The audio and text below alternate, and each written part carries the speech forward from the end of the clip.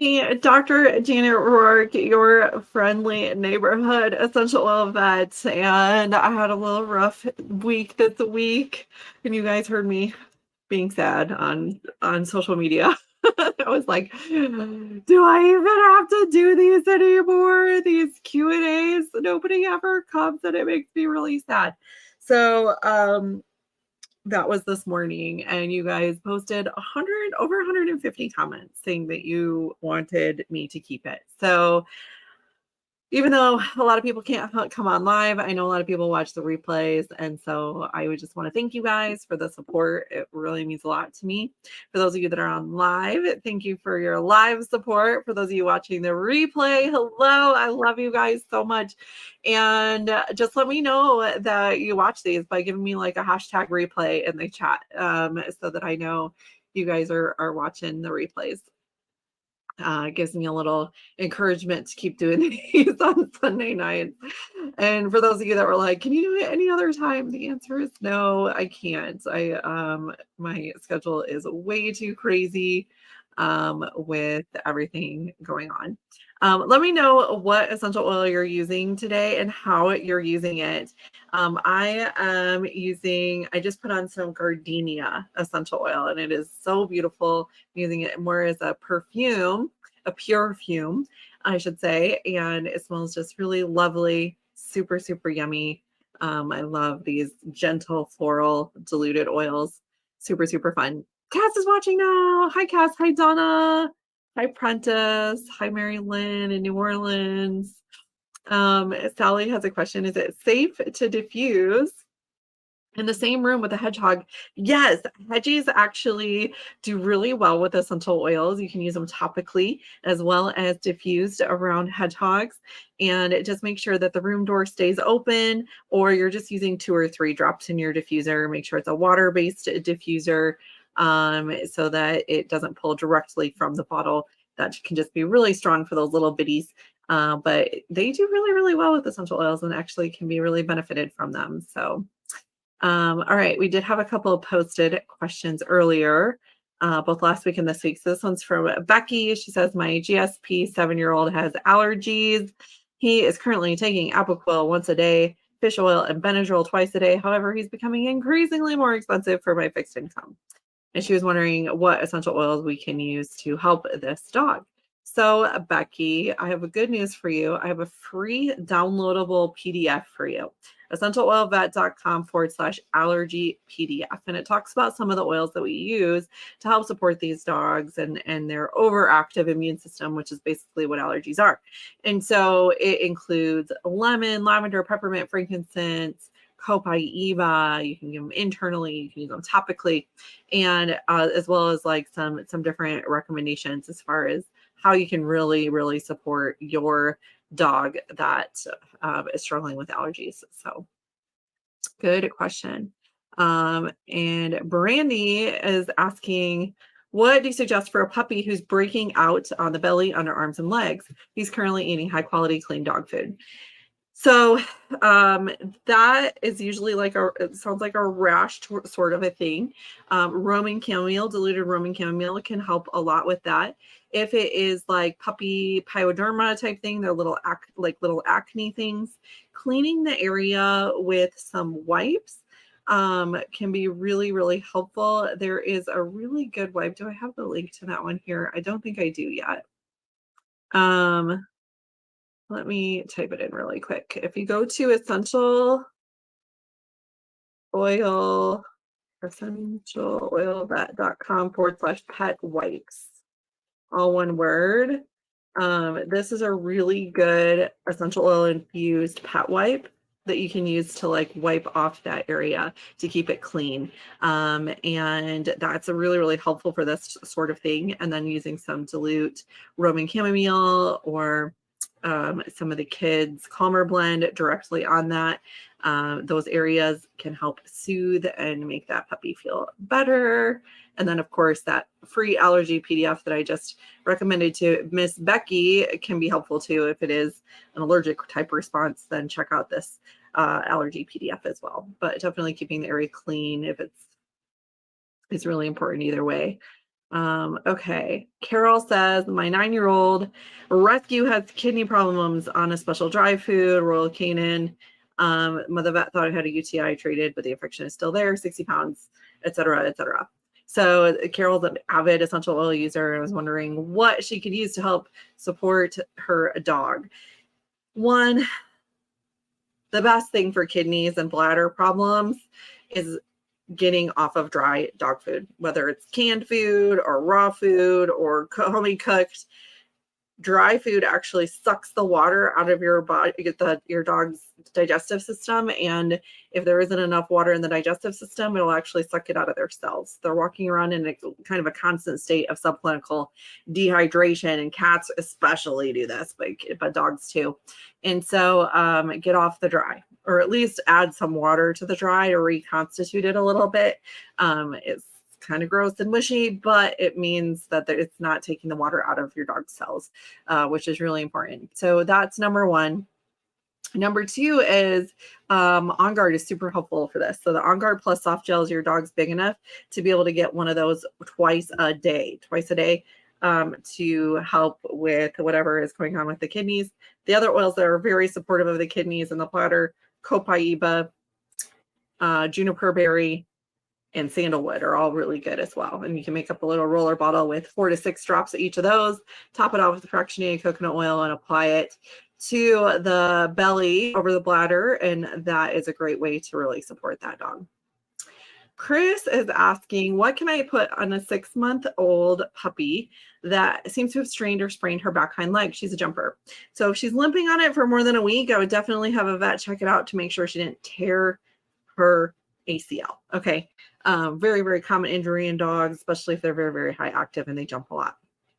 But in the meantime, you can do some diluted aroma touch. Again, like 4 to 6 drops in a 10 milliliter roller bottle, top it off with fractionated coconut oil, or just squirt a little bit of fractionated coconut oil in your hand with a drop of aroma touch, and then massage over that leg. Go all the way from the spine and then down either the shoulder or the hip area down the leg, all the way down to the paws, to massage that in. And that can be really helpful. And then internally, a drop of frankincense and a drop of Copaiba to help just with overall healthy inflammatory response. Holly says, I have a dog that keeps getting a cyst every year that has to be removed. What can I give her to put on it? So frankincense, undiluted, right on that area is going to be super helpful. Some people use oregano, but I would dilute that if you use it. And then, but start with frankincense first. And then giving omega-3s. Diet is really important for these dogs that get cysts all the time.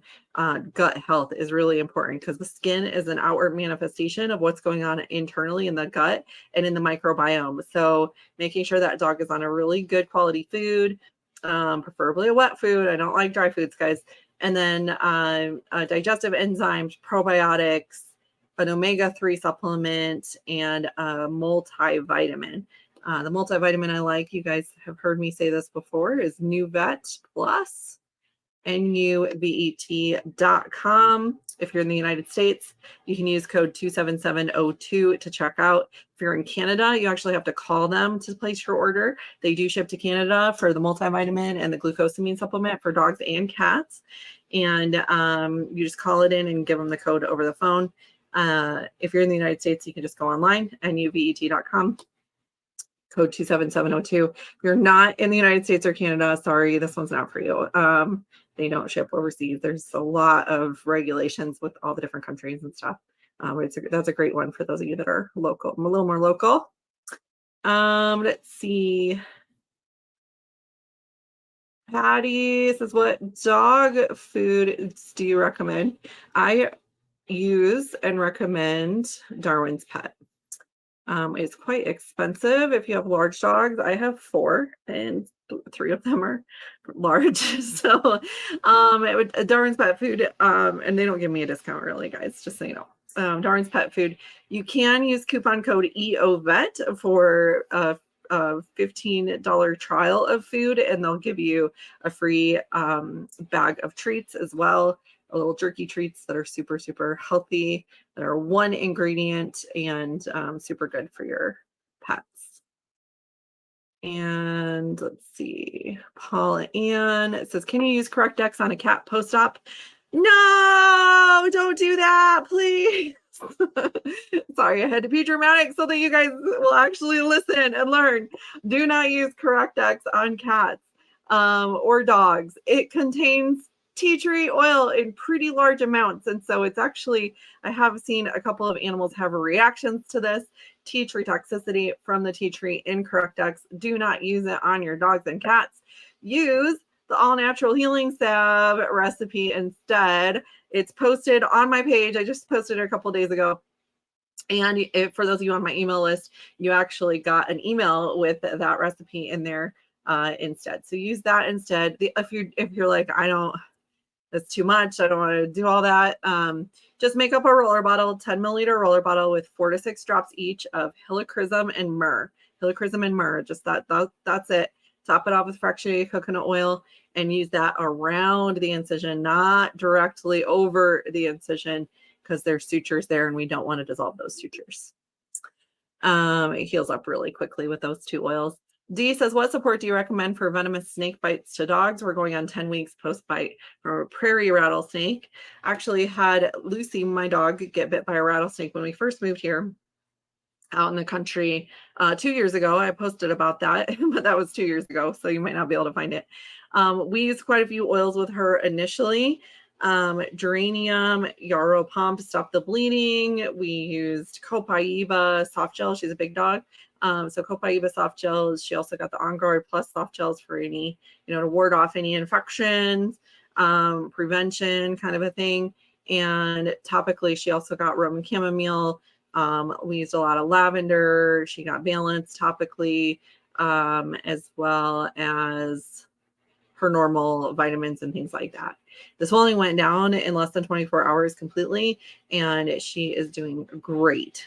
So depending on what's going on with your dog, if there's any nerve problems, you can use your nerve support oils like helichrysum, spikenard. Those ones are really good for that. For if it is a wound type situation, use the all natural healing salve. That's a great one actually for that, especially this far out past the bite. And then you can also do the skin rejuvenating spray. That recipe for anybody who wants the skin rejuvenating spray, I know I mentioned it for some of the allergy questions as well. That's over at essentialoilvet.com/recipes. So you can grab that over there. All right. That was all the previous questions we had. The allergy PDF is essentialoilvet.com/allergy PDF. It is super, it's free. It's free. You guys just go to that website and then put your email and it'll get emailed to you. Super easy. The all natural healing salve is, scroll down, you'll see the recipe for it. I don't know if I could do a screen share on here. Let's see. Let me take that banner off. Do 60-pound dog, Copaiba soft gel. Okay, yes, Jenny, that's totally fine. And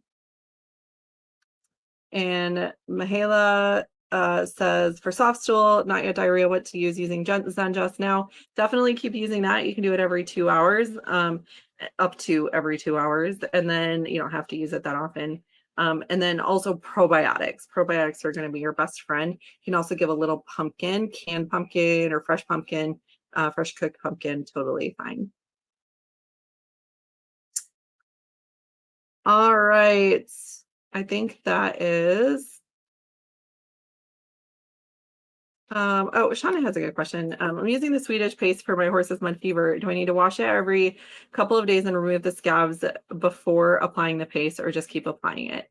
Yes, as long as it's not bleeding, I would do that. It clipped the area really, really well. I actually just shave it down to make it easier to clean, especially because those fetlocks can get very hairy in some horses, and that actually prevents healing. And yes, every couple of days, clean it. Clean it really well, scrub it really well with a gentle shampoo, and then rinse it like crazy. And then you can actually use those pet wipes on scratches or mud fever as well. I use them My horse Prada has really, really bad scratches. I acquired her with that problem, and they're totally better now because we're very, very diligent about using these pet wipes and some essential oils to heal those up for sure. It's hard in wet areas though. It's very dry here right now, which helps also. Okay. Awesome, awesome, awesome, awesome. Yeah, don't use tea tree shampoo or anything like that, you guys. It's really, the shampoo is not as bad because you're rinsing it off right away. But tea tree can cause toxicity in animals, and it's in a lot of products. So you have to be really careful. If it's in a small enough amount, it's okay, especially if it's going to be evaporated off really quickly, like on a pet wipe or in a shampoo or something like that. But if it's in larger amounts, you have to be really careful. Oh, now you guys will know. Learned a little bit of safety today. So speaking of safety, I do have, be sure to check out the description of this video.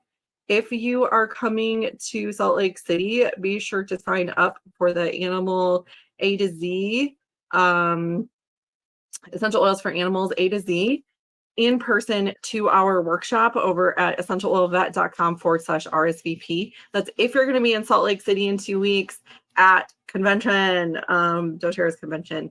And that is Wednesday night, 6 to 8 p.m. Mountain time for that. And then for those of you that aren't going to be there, but you still want to learn about safety, maybe you were just learned for the first time that tea tree isn't okay, and you're like, oh, I need to learn more about the safety stuff. We're doing a free safety webinar on September 7th. So just in a little over, in just a week and a half, and it's totally free. It's all about safety for animals, essentialoilvet.com/safety. We're going to be talking about do's and don'ts. I'm going to be doing some myth busting. We're going to be, making a roller bottle together, and I'm going to actually show you how to do stuff. It'll be more like a workshop style. It'll be really fun. So come, it's free.